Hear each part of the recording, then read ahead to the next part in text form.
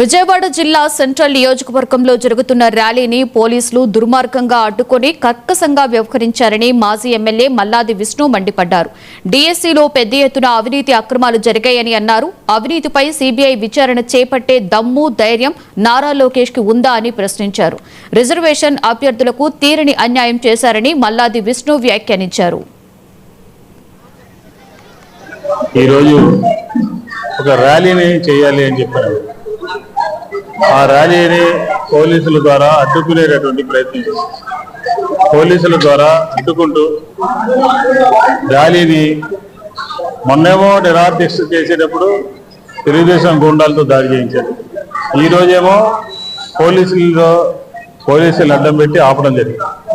ఇది మేము ప్రజల పక్షాన నిలబడి మాట్లాడుతా ఉన్నాం. రైతుల పక్షాన, విద్యార్థుల పక్షాన, అలాగే ఫీజు రియంబర్స్మెంట్ అవ్వట్లేదు, ఆడబిడ్డ నిధి ఏమైపోయింది, డిఎస్సీలో జరిగినటువంటి అక్రమాల మీద ఏంటి పరిస్థితి అనే దాని మీద.